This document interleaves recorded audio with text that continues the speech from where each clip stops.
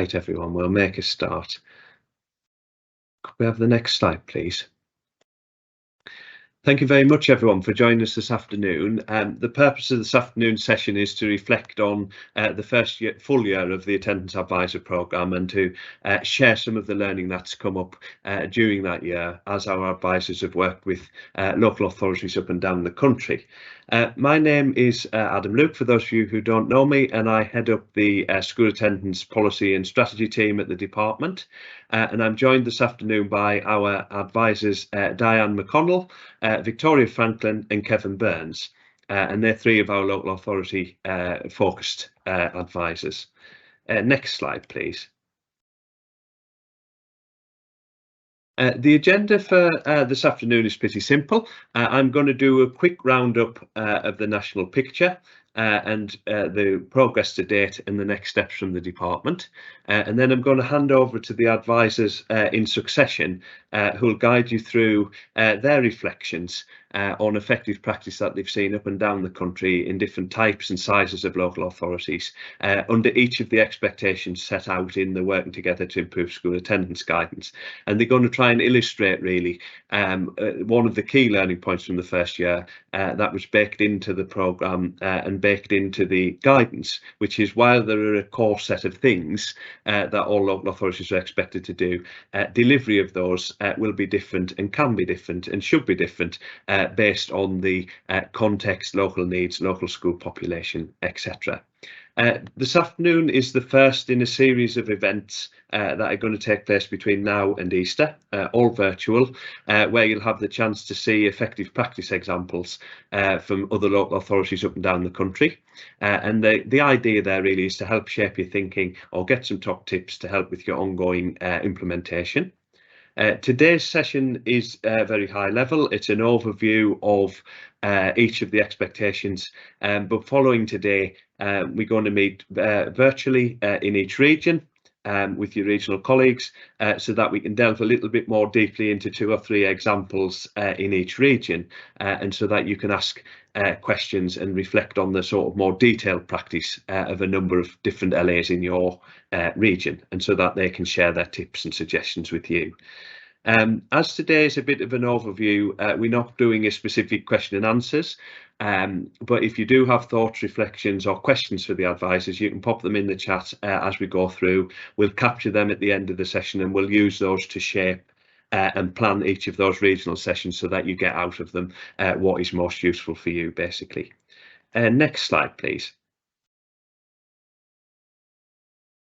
Perfect. On progress to date then, since the Working Together to Improve School Attendance came into force in last September of 2022, we've seen an absolutely Herculean effort from all types of schools, local authorities and many partners in every area of the country, up and down the country, to move to a really new way of working for some, to build on an existing way of working for others, to change and improve for yet more.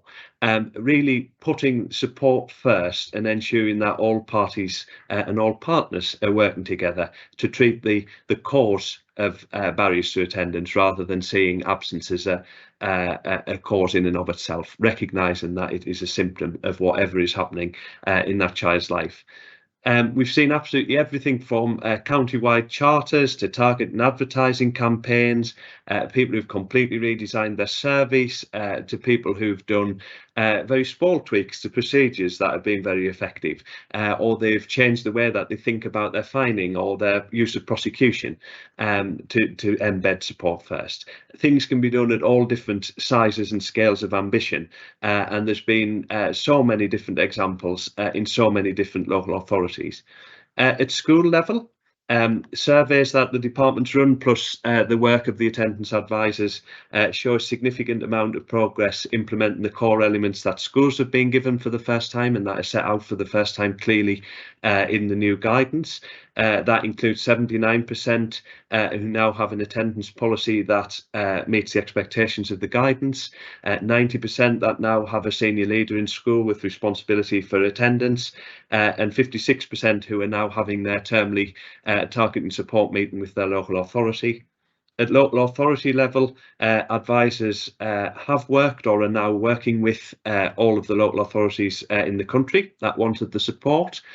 And they're working with them to support and implement those new expectations from whatever the starting point and whatever the resourcing perspective of that local authority was.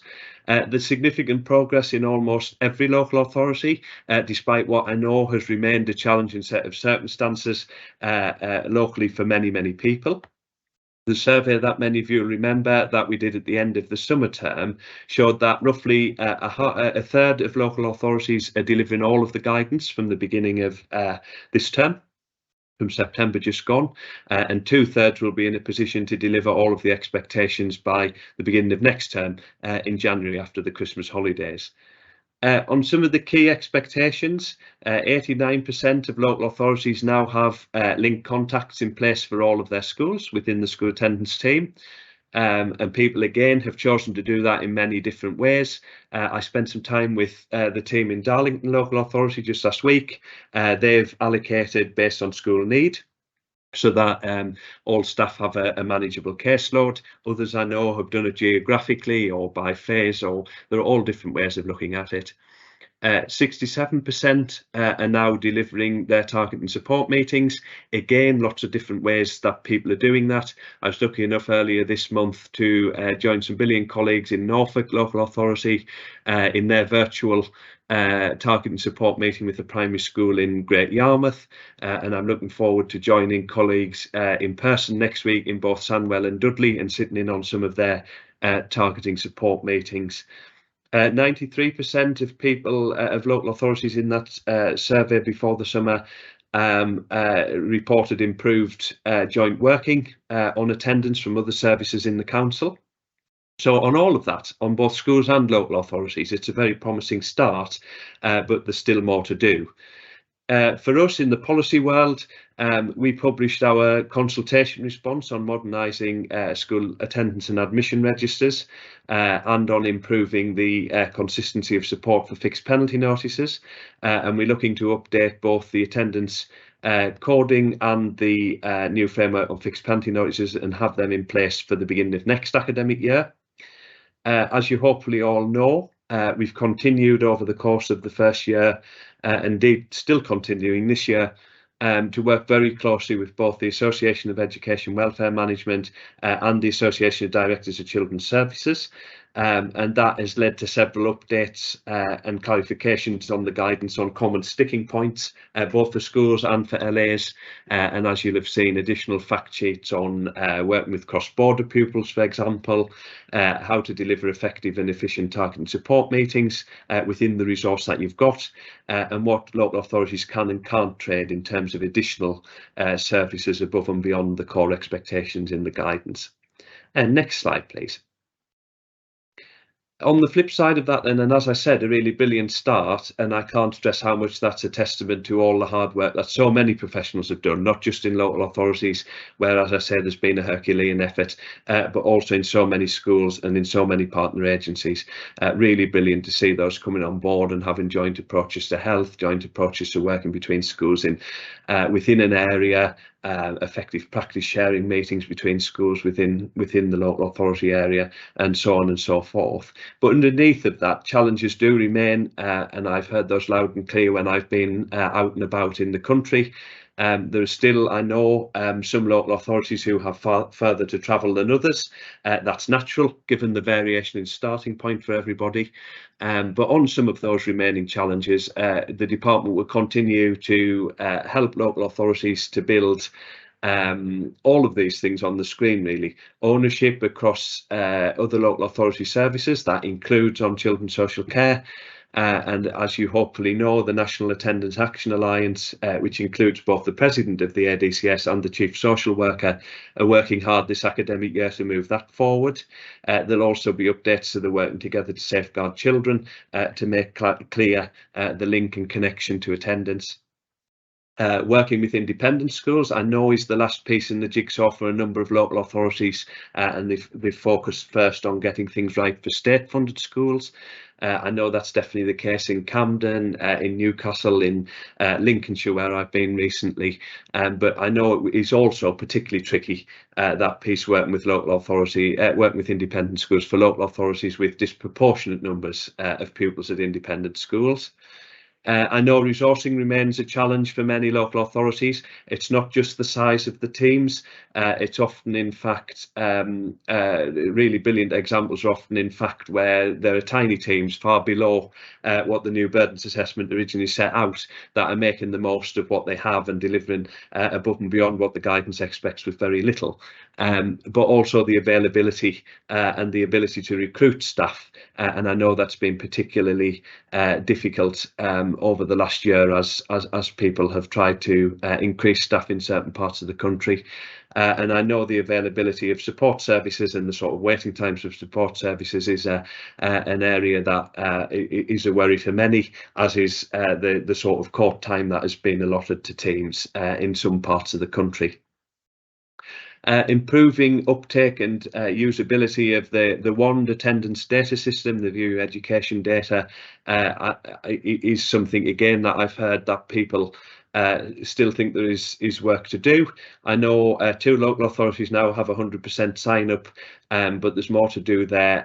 And now that we are starting to see very high levels of sign up for sharing data, we can start to focus a bit more in this coming year on encouraging schools to use that, and encouraging schools and local authorities to work together on that tool, so that we can improve the earlier availability of support for families, and by recognising that need earlier, really. And then the flip side, which you'll hear about shortly from Kevin, is using that rich data that is now available in the local authority, for some of you for the first time, to really target, be strategic and target the resource that you have got to where it'll make the biggest difference, and focusing on the parts, the pupils, the parts of the borough, the cohorts, where you can have the biggest difference. And again, the other thing I know from being out and about is that managing school expectations is a worry for some. Expectations around what the LA can and will do under the new expectations. That's the same. I've heard that from practitioners and service leads, as well as hearing it from DCSs and directors of education. So we'll be looking at what more we can do on that in the department this year. And in terms of next steps, we'll be turning our focus this year to school and trust implementation across the country, including work with governors and trustees. We'll publish the last in that series of fact sheets that I mentioned, with one on independent schools, to help those people who are still working on that last piece of the jigsaw. And as the consultation response that I mentioned back in the summer sort of suggested, we'll be working on a replacement for the pupil registration regulations, and the same for the National Framework on Fixed Penalty Notices for Absence, both of those with the aim to begin at the beginning of the next academic year. And as I said at the start, really, now so many local authorities have the experience of this implementation journey, and have started to see many of the benefits of working in this way. We know that so many of you are delivering in different ways. We'll endeavour to share that, so that you can all learn from one another and pick up tips and suggestions from one another. There's no clear and right way to do this. And the next step, as I said, in doing that, is to meet regionally now, after today's sort of introductory session, where there'll be real time set aside to discuss and ask questions of your peers, and really delve into some of the detail of how they've gone about making those changes. And with that, that's enough from me, and I'll hand over to Kevin, the first of our advisors to take to the virtual stage this afternoon, who's going to talk to us all about strategy and use of attendance data. Thanks, Kevin. Thanks very much indeed, and good afternoon, everybody. So we've been asked to talk to you around what we've noticed in our travels around the country, of things that are working well, and also things that we've noticed working well in different areas. So things that you might be able to take away and apply to your own area, or things that may be happening in your area already, because all of these examples are pinched. All of these examples come from the good practice that we've seen around the country already.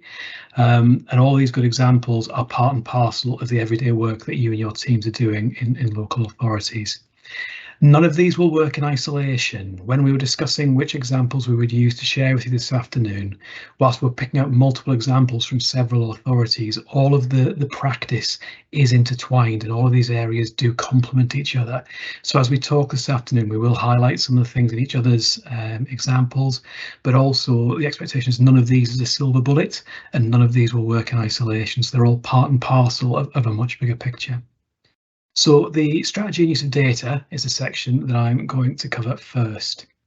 And the first thing that we've noticed nationally is a move to consider attendance beyond school attendance, because that language has in the past proved a bit of a barrier to other services, other stakeholders and other people who could be involved in making sure that attendance is as strong as it could possibly be. So thinking about educational engagement, thinking about community engagement, think about being part and parcel of their community and of the education offer. It is more along the lines of what strategies where they're having success are aimed at. We're still seeing barriers in some areas around it being just attendance or just a school issue, and some of the ways you can tackle that and some of the ways you can respond to that is thinking about how you use your strategy, where you pitch your strategy and who's involved in that. Diane will talk later on about the importance of multidisciplinary action and multidisciplinary involvement, and it's really key that at a strategic level that you have the decision makers and the movers and shakers, if you like, in a multidisciplinary approach to strategy. So getting those right partners in place and making sure that it's everybody's business is exceptionally important, but also making sure that that's tangible. So again, starting from your strategy, thinking about, okay, how do we make attendance everybody's business, and then how do we demonstrate that on a daily basis? How do we make sure that everybody is signed up? How do we make sure that everybody can see what's in it for them, but also the importance of really strong school attendance on improving things right across the piece for children in terms of their community engagement, but also their success and outcomes over time. Be really clear from the start of your strategy about what success looks like, perhaps in a locality, but also thinking about what that might look like for partners, but also that it might be different across your local authority area. And not every strategy is going to be the same, because it's very easy to Google them and cut and paste from other people's, but the most successful ones we've seen are really focused on what's particular or peculiar about that local area and what particular communities you need to engage with, particular families need to engage with, or particular schools and stakeholders that you need to engage with too. So that strategy is very much a bespoke document that is taken down off the shelf and impacts on daily practice. So those broad statements about wanting to be back at the same levels pre the school closures or at national average need to be refined and thought about, so they're really, really pertinent to your area, your local area, and that the targets you're setting are achievable for the teams who are delivering on them, but also aspirational for the children and young people who are there. So making those connections through your strategy to everybody who's available, making those connections and utilising what you've got there already.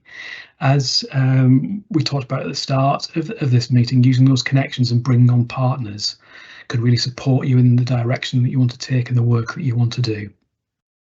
So one example of that is using kind of governance apparatus that's there already. So you're looking, for example, to your local safeguarding board as an opportunity to have the right sort of people to be informing your strategy, be involved in your strategy. So it's not just the usual suspects who are involved in schools attendance, it's thinking about those wider offers and those wider stakeholders who can have a real impact and a real difference that can be made beyond the school gate for the children and young people and their families. So in terms of the top tips around the strategy, it's being really clear and making milestones and deliverables really clear so people know what success looks like. There's an awful lot of discussion around overwhelm in the system around attendance, and local authority and school attendance teams and officers often talk about being not sure that they're making a difference, or because they're aiming for national or better than national, it feels like a long way to get there. So being really clear with short-term outcomes for your teams makes it really clear that they can demonstrate the progress that they're making. Also being clear on what success looks like at an individual level and a strategic level. So thinking about, again, local areas, the differences between different parts of your local authority, and thinking about making it really specific to how you know you're going to be making a difference and how your strategy is going to be impactful. So you can see on a regular basis, 6 monthly, 12 monthly, that the difference is being made against what you set out to do. What difference did you want to make? Was it around persistent absentees? Was it around an increased involvement of stakeholders? Was it around severely absent? Was it around a geographical area or particular communities? Being really clear what your strategy is trying to fix, and then thinking about how you're going to demonstrate that progress. And then again, if it is everybody's business and attendance is going to be everybody's business within your services, how do you make that tangible for people? How do they know what bit they have to do to make sure that they're delivering against the strategy that you've set? Could I have the next slide, please? We'll just pick up a little bit around data. We seem to be fairly data rich across most local areas, local authorities and schools. But what tends to happen is that data, although widely used, is not necessarily clearly understood or focused. So again, when you're thinking about your strategy, how do you come up with what is you're trying to fix? How do you come up with what you're trying to work on? How do you identify what difference is that you want to make? And having those really clear structures around reporting and ensuring pressures are really clearly understood is exceptionally important. And also thinking about whether there are new opportunities. So if you see gaps in terms of what your data is telling you, have you got the right people around the table to help? So, for example, one Attendance Alliance was looking at their data and really unpicking their current pressures were down to several short-term illnesses for a particular group of children and young people.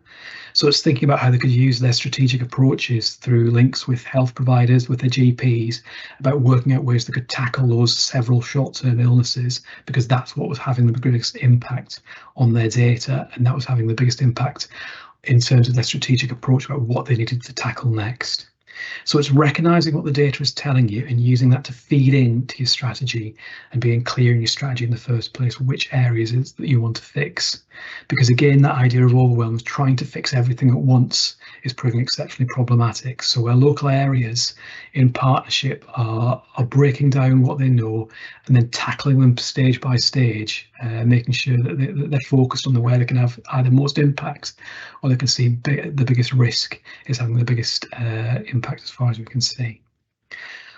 Also being reflective on the data that you have. Not everybody has a full data set, and even with the changes nationally, and even with the opportunity that several local areas have had to relook at their data systems and their management systems, not everybody has a full data set. Not every school is signed up yet. Not every school contributes to local authority data, or not every local authority is looking at their data at a kind of a pupil refined level. But instead of making that a barrier, it's picking up on, okay, what are opportunities here? What do we have the data to prove at the moment? And then refining that as time goes on. Some of the most interesting work we've seen around the use of data is where there's been significant change to the local area and the way they report data anyway. So there's been a change as a result of a change to the EMS system, or they were refining how social care were capturing their work through EMS or the SEND service. And as a result of that, they've enabled themselves to really look at attendance in those areas too. So whilst those are expensive changes, other local areas who've not had the luxury of being able to do that have used what they've had and used the systems that they've got, and are as able to check and challenge themselves around the data they have and the focus they have. It may not be as pretty, and the graphs may be slightly harder to create, but the actual content that they get to at the end, using the data they have and the systems that they have, has been just as high quality. So in terms of top tips then around the use of data to inform strategy, it's thinking that the numbers that you have are leading into action. So it's not just a passive reporting of information. The mechanisms through which the governance is put in place, or the mechanisms by which those systems are checked and challenged, mean that it's informing strategy all the time. And as a result of what boards are being told, what alliances are being told, what local area partnerships are being told, they are defining actions as a result and making differences and changes that will result in better attendance for children and young people. Making sure there's an understanding that there's a difference between assurance and reassurance. So finding out that yes, we're doing really well, we think it is okay, but it's really using those boards and governance structures and the data to really check and challenge yourselves and your stakeholders and your partners to that they're doing what they said they would do. When we talked about strategy, we talked about involving as many people as we could and giving them ways in which they could demonstrate how they were impacting. The more measurable those are, the more reportable those are, the more demonstrable those are, then the easier it is for you to show the progress that you're having. And again, that helps for your officers who can feel overwhelmed by the number of children and young people who are still in the system who are experiencing difficulties in their attendance. And also thinking about celebrating that success. It's difficult to leap back above national if you've been below for a while. It's difficult to get back to the same levels that we were pre the school closures. So it's about identifying those small steps and incremental improvements through your data, celebrating them and making sure that the teams know that the work they're doing is impactful. And making sure that the work they're doing is being well reflected strategically and well recognised. So I'm going to hand across next to Victoria, who's going to talk about communication. Thank you very much. Good afternoon, everybody. It's great to be with you this afternoon, and thank you very much, Kevin, for handing over to me. So like Kevin and Diane, my examples of strong and best practice have been gathered from the work that I've been doing across the country. They are from a mix of different local authority types. And just like as Kevin has said, some of the examples are born out of very much creative thinking, very much wanting to perhaps change and use technology better than had been used in the past, and I want to share with you some of the impact of that really, and it's been quite exciting to be alongside some of those local authorities who have really thought about the way that they are communicating information, advice and guidance to schools and to parents and young people and other partners. One of the biggest areas of development that I've seen is actually having and developing a strong online presence. That's both in person and for resources. And I'd like to explain a little bit about what I mean by that, what I've actually observed. So an online presence would be where a local authority is providing some online training, some online network meetings, and I'll talk about those in a bit more detail as we go through this slide. One of the local authorities that I've been working with have built an online toolkit platform with password access to information. So that negates the need for lots of telephone calls into the local authority for advice and guidance. And that toolkit platform provides information about all related attendance matters, including CME, EHE, and they've called those quick guides to frequently asked questions. That helps people to become informed and empowered to make their own decisions in school and also understand the system better without having to rely on others. One of the developments around that online toolkit platform has been the sharing back with schools of their data that they're sharing with the local authority. And that has provided a level of analysis. Again, it's only available to schools who have a password, so it's not available to all schools. It's not on that platform for everyone to have a look at. But that data pack is presented to schools for them to enable them to use data, as Kevin said, in a way that is helpful to target resources that schools have available to themselves. One of the other ways of communicating with schools and partners is a monthly newsletter, which might seem, perhaps something that you're already doing or that you're aware that some of the offices are providing. However, I think it's about having a much more nuanced approach to that newsletter. What is it that we want our partners to know? What is it that schools need to be updated about? One of the local authorities that I was actually meeting with this morning actually sought from their schools and colleagues what information did they actually want to have from the local authority, and that's actually helped them to form what's going to be become part of their updated sort of newsletter. So that's online. It's up to schools and partners when they read that, but also using the time of the academic year to give the most relevant information. So, for example, in term 6, there was a big focus on preparing for the new school year. Perhaps coming towards the winter time, a focus on health matters. So it's actually about using that newsletter to update both national information and local priorities as well. What have you noticed that's particular to the area that some of your schools are working in? What's the data showing you? Where, linking to Kevin's point, you know, what's the data showing you? Share that back with schools and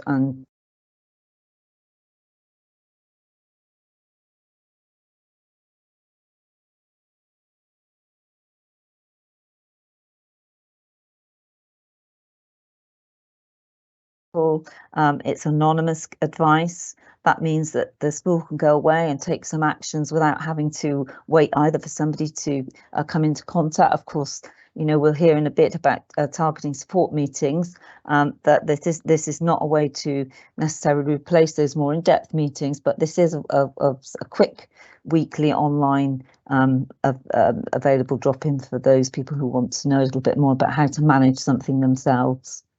And also an offer of free online training in relation to fixed penalty notice completion, children missing education, administration, and also online training about that senior leader role. We heard from Adam about the percentage of senior leaders now in place leading on school attendance. So all this, the impact of all this has meant there's been an increased uptake and improvement in school practice. Schools feeling empowered to be able to take steps themselves with just a small amount of guidance, and obviously a cut down on the time that this takes. So people not having to travel into a school setting to give that advice. It's readily available, and we are used to, are we not, having information at our fingertips through online presence and websites. So we need to make sure that we are making the most of that capacity. And one of the other impacts is having a consistent approach across the local authority, the same information going out to everybody. So some top tips: really consistent, cohesive messages from all services and other services using the newsletter, for example, to get messages out around some of the areas that they want partners to know about of the work that's going on around school attendance and linking with that in their service.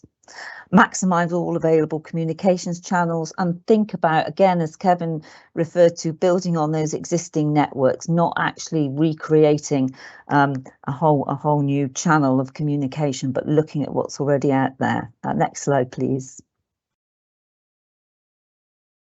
And linking to that, an example, a very good example of a local authority who are using the National Attendance Alliance model at a local level through their own meeting structures.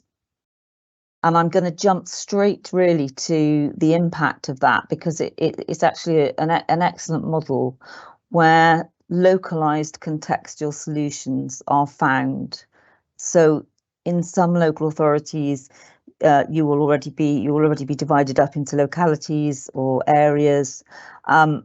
Different solutions needed for different parts of your local authority, and by reconstructing a local attendance alliance, better solutions can be found, and that's proved to be very promising, and getting all partners on board locally as well as part of that, because as you will be aware, the National Attendance Alliance, as Adam referred to, is made up of lots of different partners. Getting that attendance message, that attendance is everyone's responsibility, through all the different systems and frontline children's services.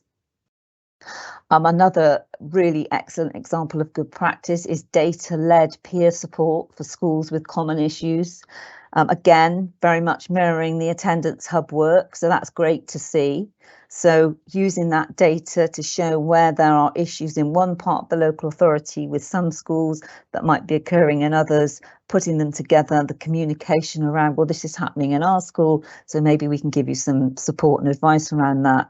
This is what worked for us. So putting schools in touch with each other to share practice, and also best practice around involving parents and carers and students into shaping the message of comms, and what it actually looks like, and what do parents listen to.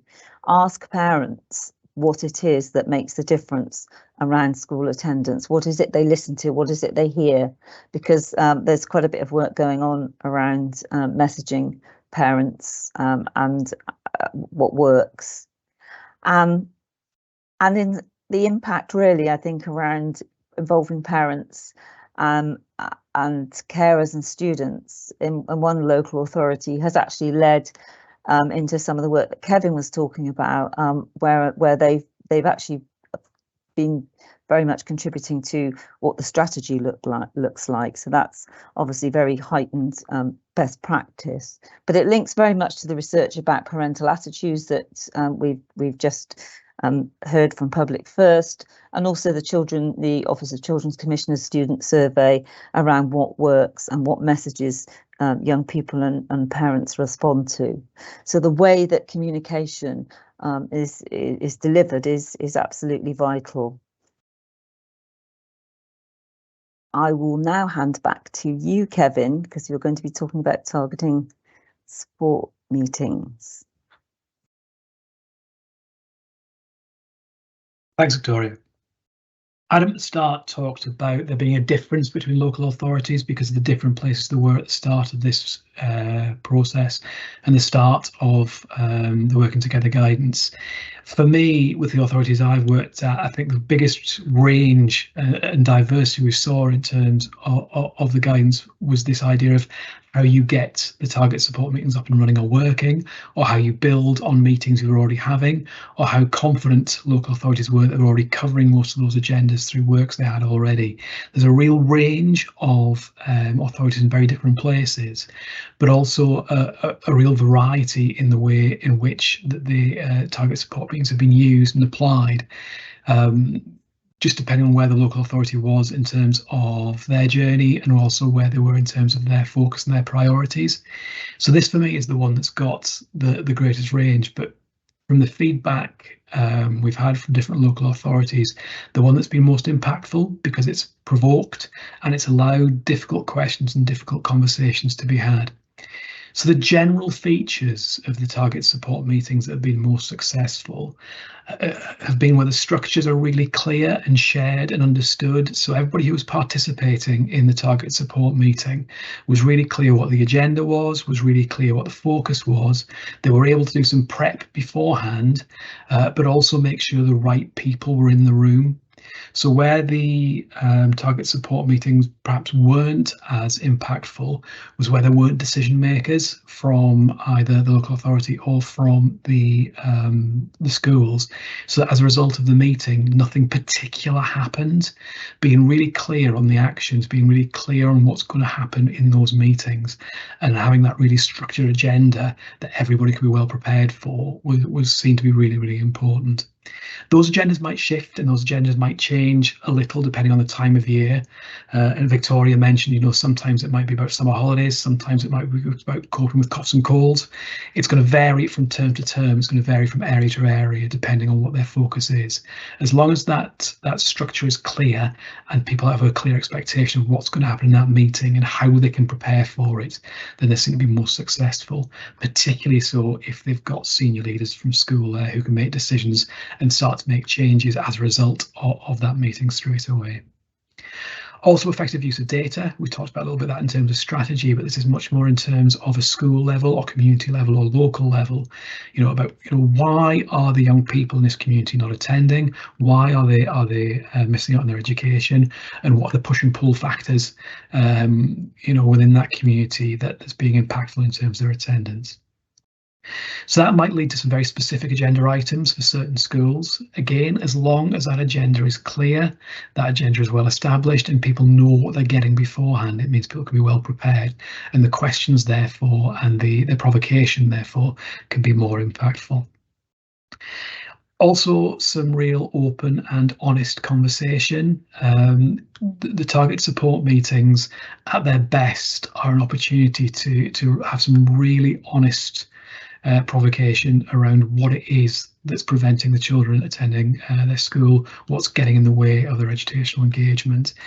It's easy for it to become superficial, but again, everybody who's involved in that process, doing their homework, understanding what some of the issues might be, particularly for that school or area, and then what sort of support might be available for them, what you could direct people to as a result of that meeting, who you could signpost them to, or who you can lead them to.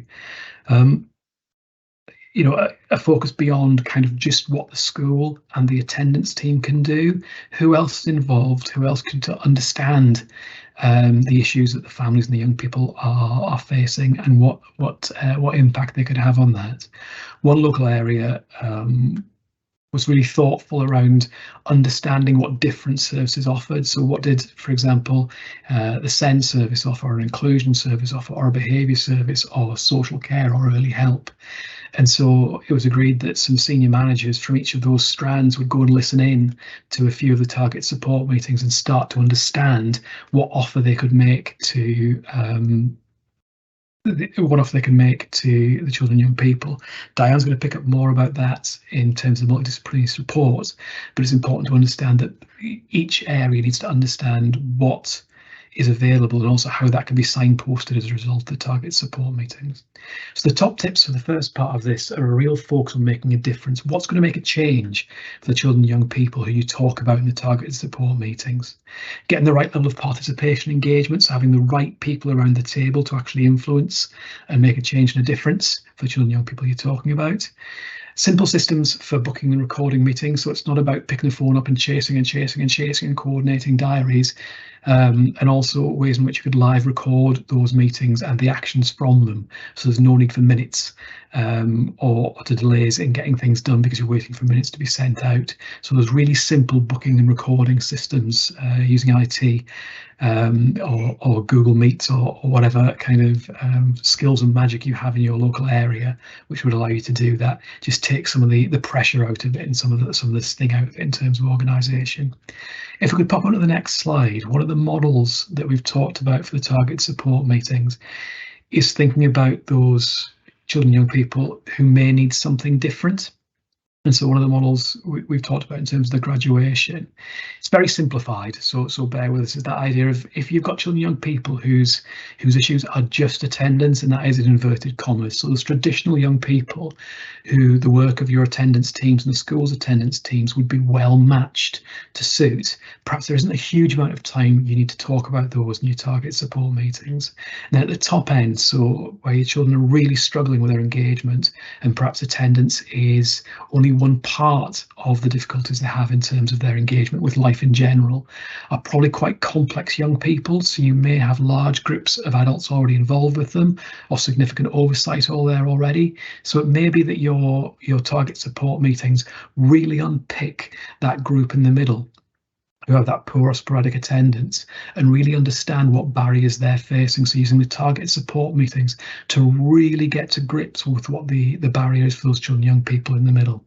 So that will help link it to the other areas of graduate support. It will help identify the children and young people who perhaps need something different from the usual offer within school, or perhaps the usual offer across services that's available in the local authority, and thinking about highlighting them with the right people, highlighting those with the right teams, or highlighting them with the right services. It helps also the schools to understand what they're offering too. I talked in the previous slide about these conversations being really open and transparent.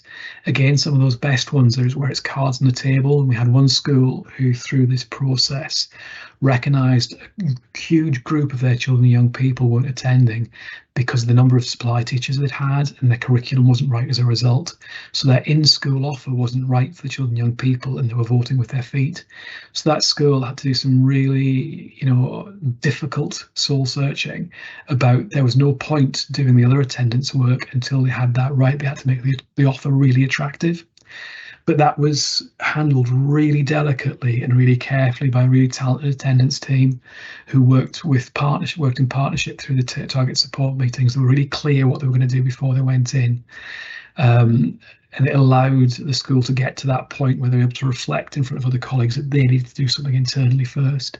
So the power of the targeted support meeting isn't just about, saying, oh, we need this service for that young person or that service for this young person. It's about really unpicking what the challenges are, about really understanding what the barriers are, and then who's got the opportunity to change that, who's got the opportunity to make that better for the children and young people and really make a difference in those families. So the top tip there is really just a summary of that. Really think about what those barriers are and who's best placed to do something about it, who's able to do the fix, and have they got influence in that meeting to then take away and do something different about it. So I've thrown forward to Diane a few times the multidisciplinary teams, but she's going to talk to us about that in more detail now. Great, thank you very much, Kevin. So I'm going to talk about multidisciplinary support for families. So the expectation to ensure that where there are barriers to attendance, there's a family-face support to tackle that cause of absenteeism and unblock the barriers to attendance. And this for me is really where the magic really happens, that can really make a difference in councils, where the focus shifts from it being the job of the attendance team or a small band VWOs and becomes the job of services across the council, particularly into early help and social care. So I'd like to start reflecting on where this has been well implemented by looking at the top tip tactics first, and then I've got a couple of examples of councils that have utilised this approach. So the first top tip is to look at the use of the DFE self-assessment tool, because I really think it cements the principle of attendance being everybody's business if senior managers across services are informed about the self-assessment and populating it. In some councils, this has started with the creation of attendance steering group with senior managers representing their services, and then has led to creating a composite document that reads across all services and really raises the profile for how partners needed to contribute. So out of this has come training across services, explicit pathways of support, and much clearer signposting of who does what when. And one council had 12 services colour-coded in the self-assessment tool, which also gave rise to an action plan to further develop the coherent multidisciplinary working. So the second top tip is to ensure the contribution of all is rooted in a very clear understanding of what each contribution each service will make in their day-to-day business. And some councils have developed these into pledges, as Kevin referenced. But I think it's very helpful when a pledge statement is then followed by concrete tasks. So, for example, one council housing pledged that we shall challenge when a school-aged child is at home during a visit and signpost support. Police pledged we can ensure attendance is a key element of all youth justice and tag plans. Dentists in the region pledged we will check the child's age when booking routine appointments and book outside of school hours. Incredibly sensible, really effective. And indeed, the Royal College of GPs has just released a very helpful report on the role of GPs in maximising school attendance. That was published this summer and has 5 very, very useful principles that GPs can adopt. And similarly, of course, you'd want early help to be pledging that there would be a smart attendance target in every child's plan. And this leads me to my next top tip, really about having the data. If every early help practitioner has access to the live attendance data on the children for whom they're devising plans, this can really ensure attendance becomes higher profile. And some councils routinely issue every social worker with the attendance data for their caseloads and every early help worker.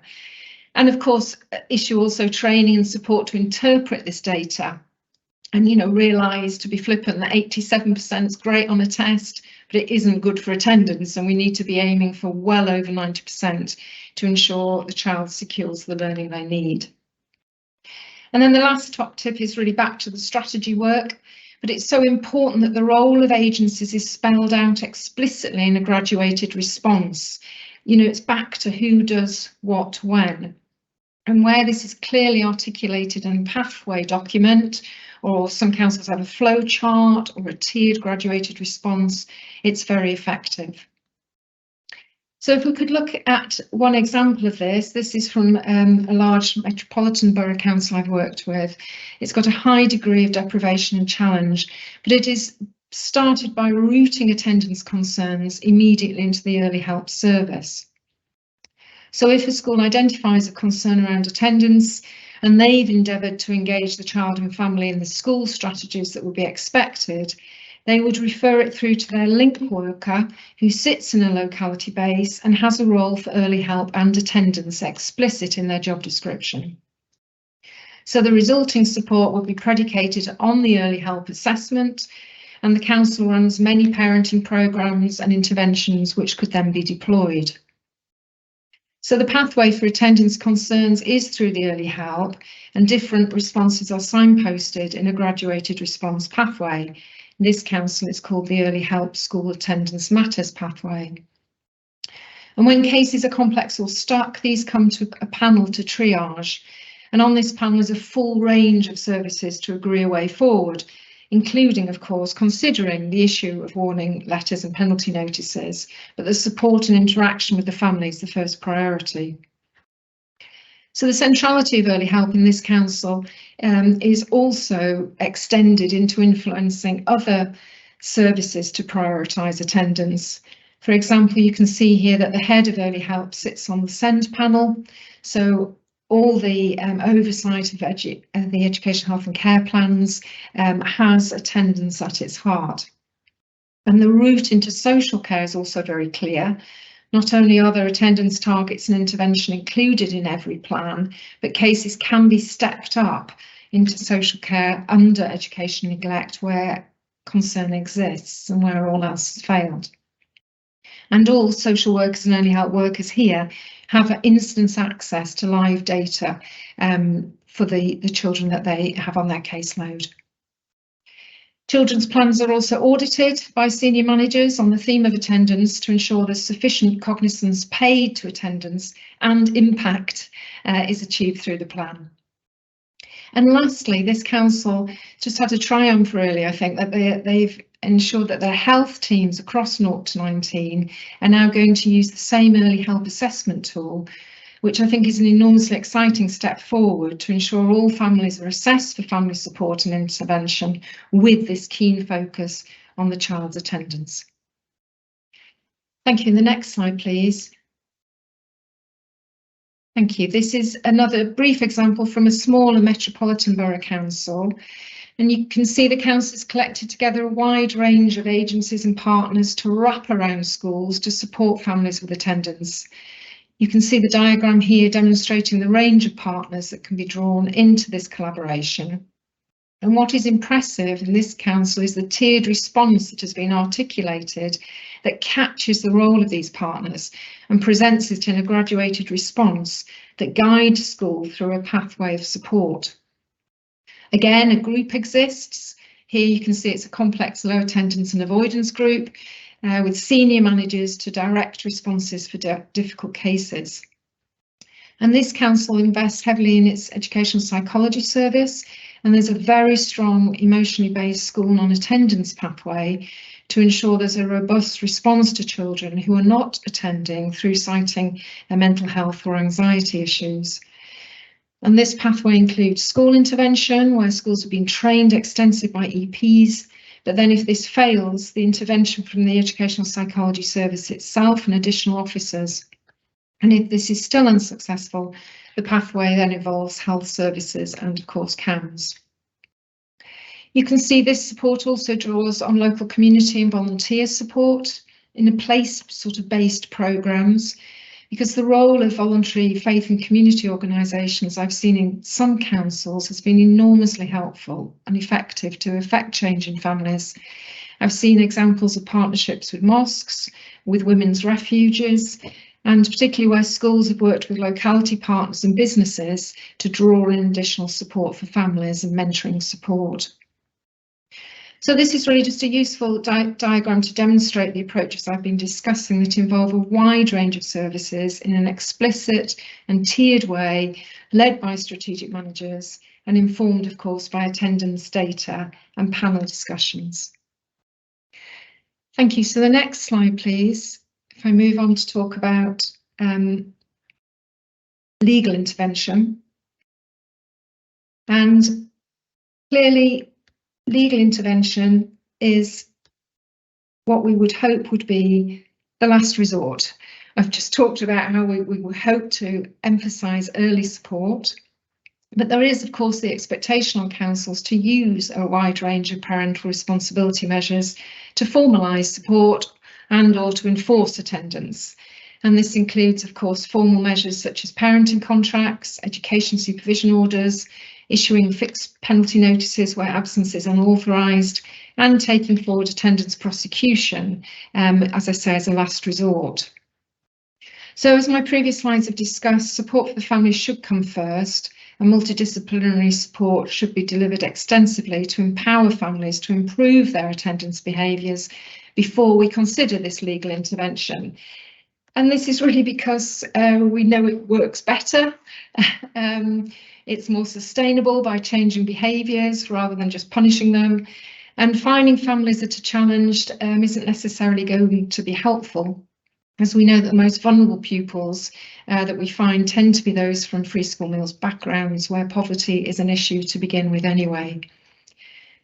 So throughout this advisor support programme, I've worked with many councils whose attendance team had the sole function of just implementing the legal interventions.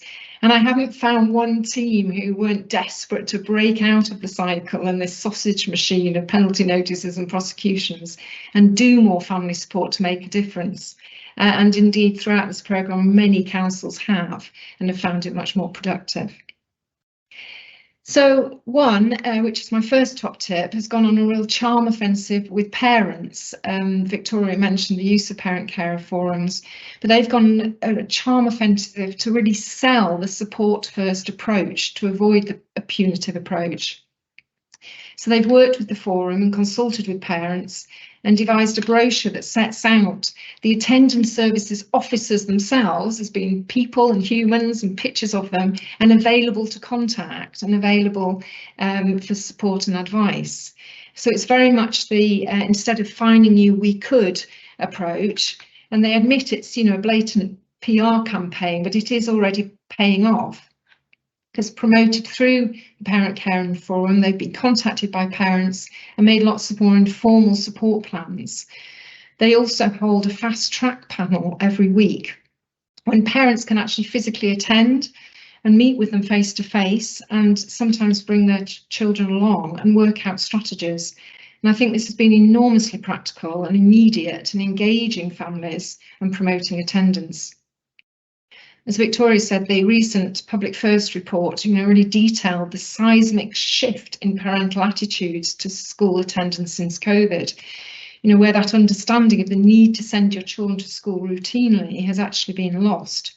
So this approach of working directly with parents through the Parent Caring Forums has been very useful. And another council has prepared a video aimed at parents, which will be circulated via all schools, which addresses what happens around attendance, and of course the fiming, but promoting the support first. The next top tip is to consider the place of education neglect in the threshold of need document. Once there's been the help to parents and once there's been the formal support and perhaps parenting contracts or an education support plan, and if there are safeguarding concerns, the case should be considered for a Section 17 or a Section 47 statutory social care involvement. And the ability to step up plans can make all the difference. And there's been some excellent examples in councils and a growing collection of case studies which can demonstrate the impact this can have. I can just give you a brief example. Recently, a 14-year-old boy attaining well below age-related expectations, at risk of PECs because when he was in school there was quite some challenging behaviour demonstrated, very, very low attendance. The family had a family first worker, but the parent was not engaging. And an education neglect referral was made through the council's education neglect threshold of need pathway, and a full social care assessment was made. And this provided a much deeper understanding of the family dynamic and indeed the parents' reliance on drug and misuse of drugs and the impact of neglect on the child.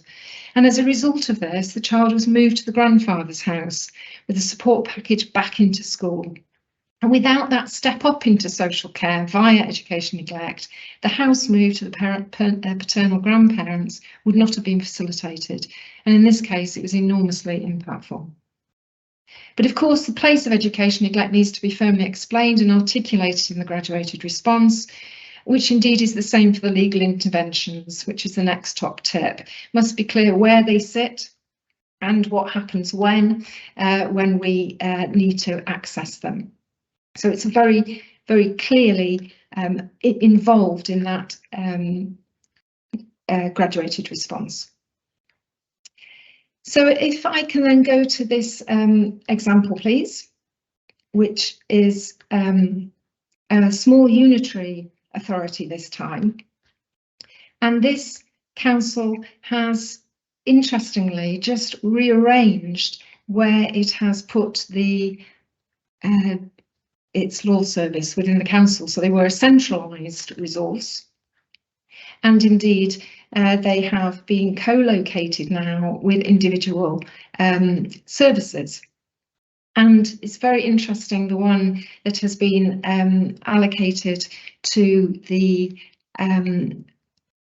attendance team has made a really interesting review of where the use of legal interventions is beginning to fall.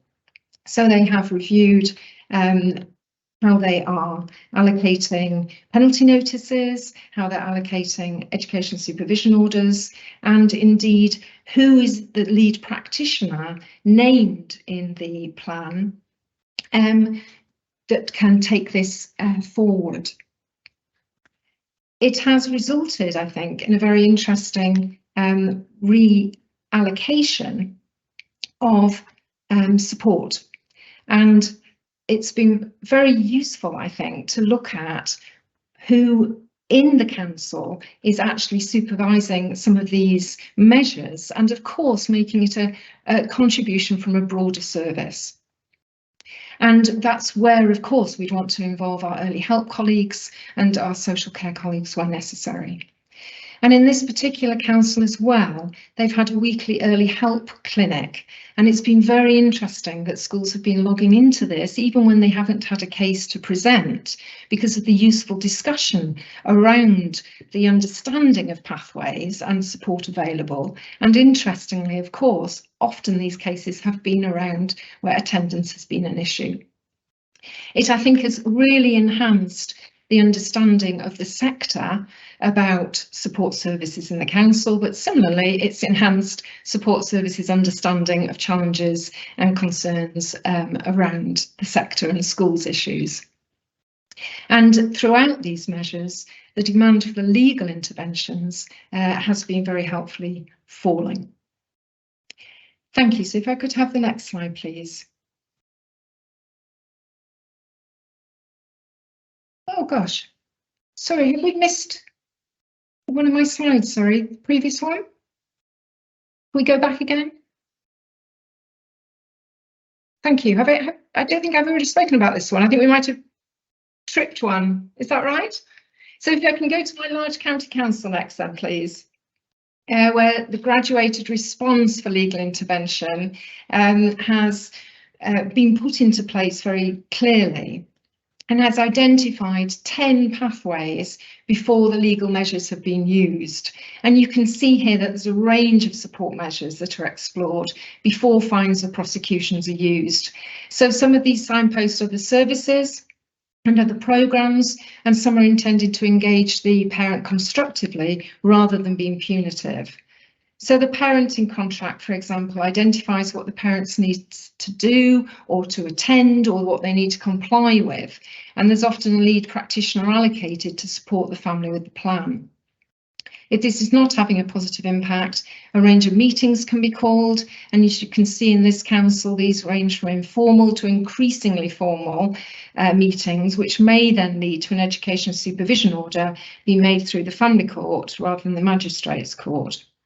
And the council is finding that the support plans are increasingly meaning that further fines or prosecutions are not necessary, and that even the education supervision orders are seldom used. The digital system to pay fines has freed up capacity within the team as admin for processing has reduced, and the team are finding they're not taking so many cases to court now anyway due to the alternative support pathways available. The termly support meetings that Kevin spoke about are also being seen as reducing the need for legal routes, as the cohort of pupils who are severely absent is being scrutinised in detail, and those not already on plans are being taken forward in these jointly held plans, which is again reducing the need for the legal interventions.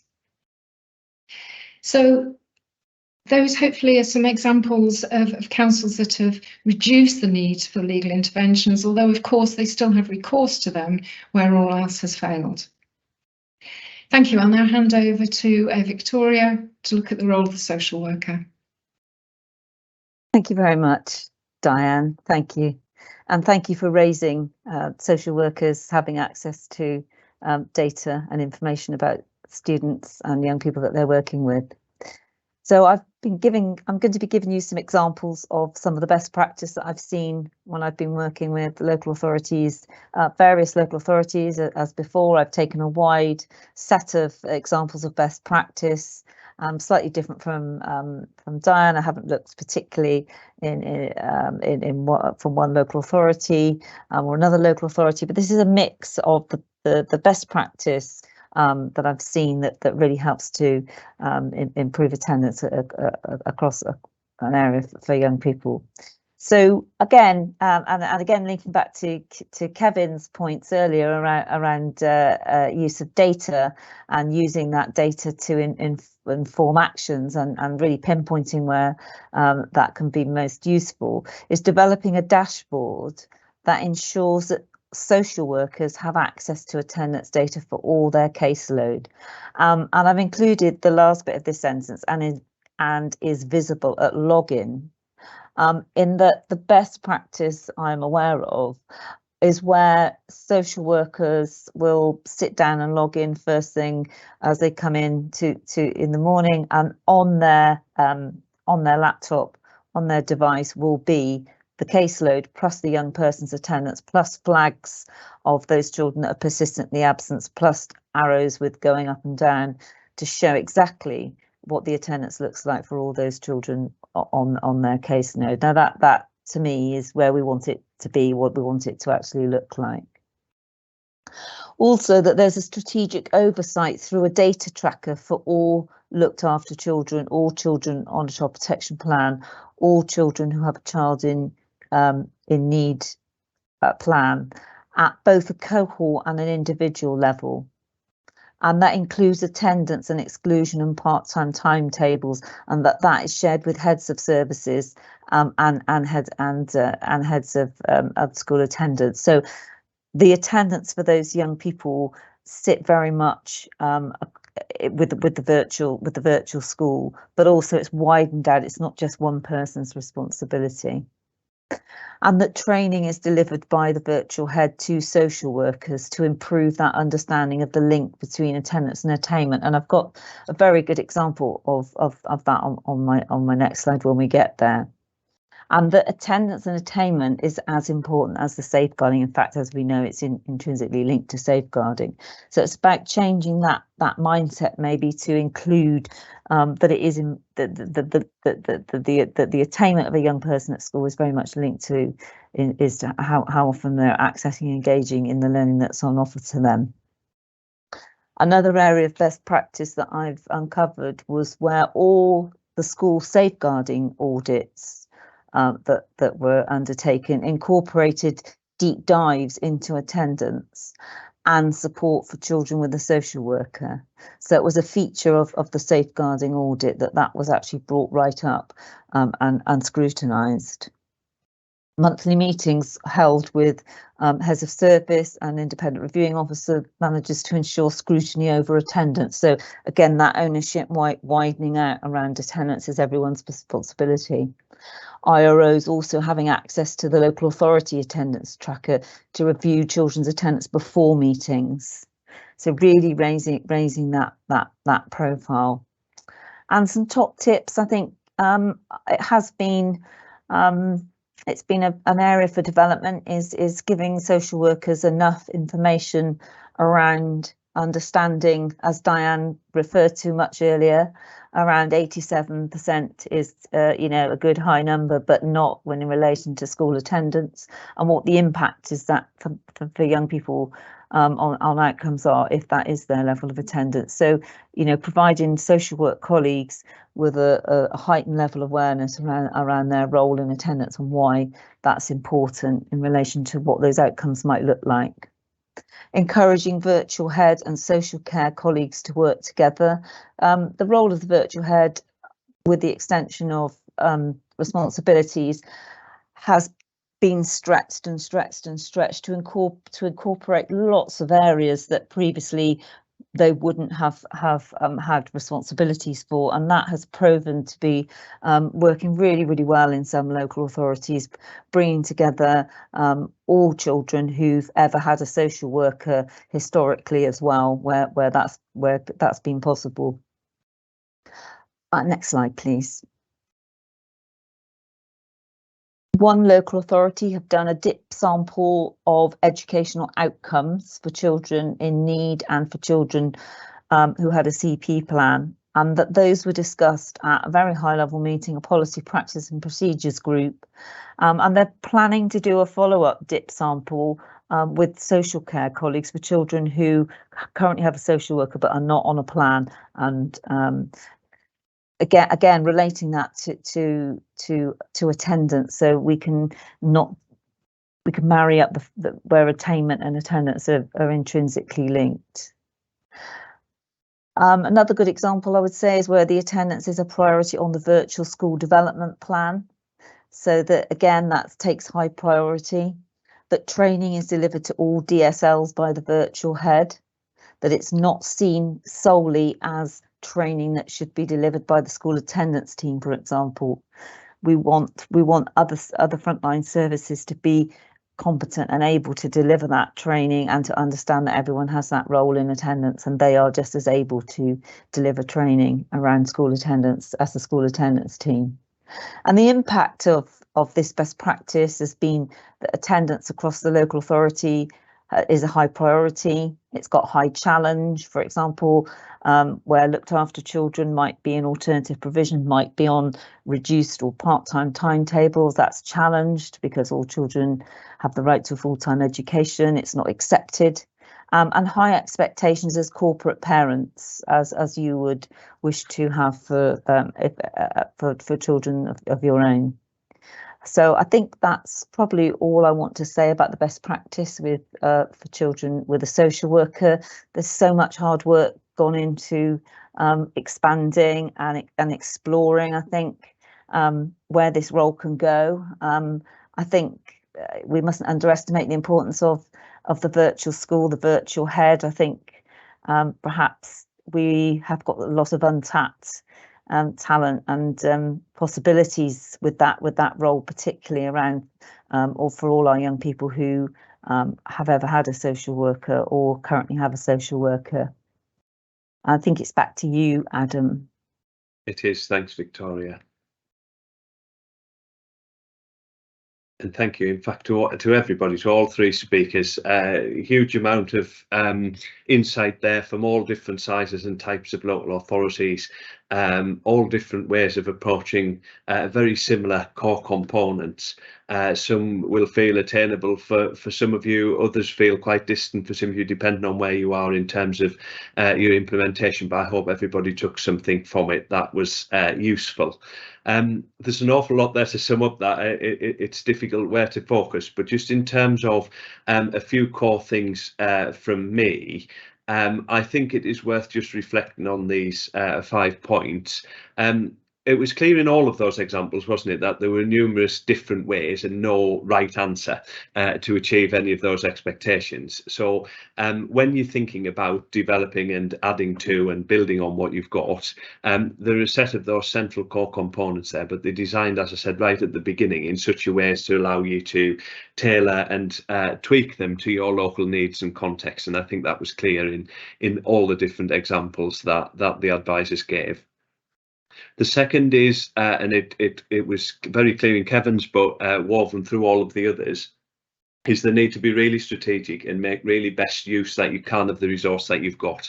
Lots of these examples that the advisors have talked about are very small teams. They haven't grown significantly in many cases as a result of the guidance, but they have taken a step back, thought about what they already do and which bits in the self-assessment they are already doing, and then prioritise their attention and the time that they have got and the resource that they have got on where they can make the biggest difference, be it the pupils, the schools, the cohorts, where they can have the biggest impact.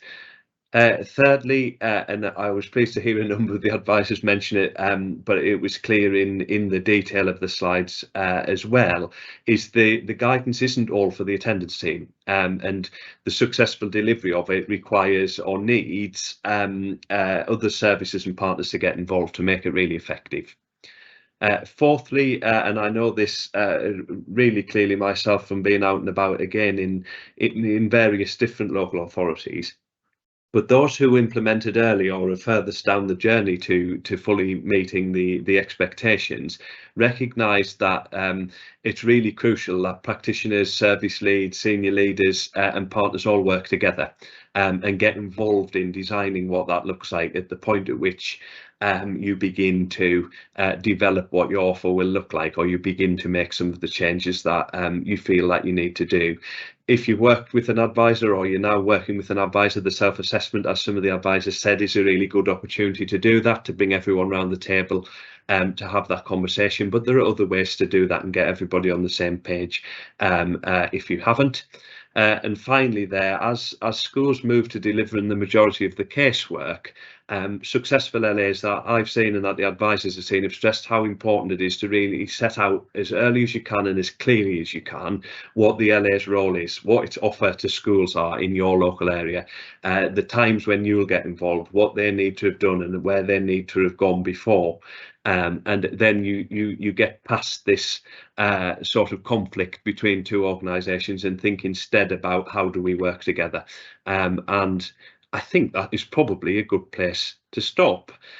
So many things for you all to reflect on this evening. Thank you from me and on behalf of our ministers, and thank you from the advisors as well. I know they've thoroughly enjoyed, not just those of us, those with us today, but all of the team have thoroughly enjoyed working with such a range of really dedicated people in so many different local authorities across the country. So thank you for all that you're doing.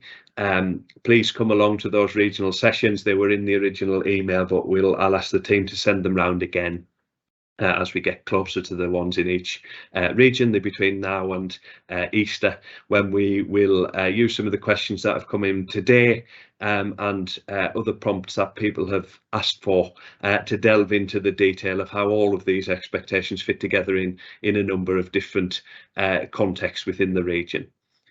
So thank you very much for your time. Have a lovely evening and a successful rest of the term.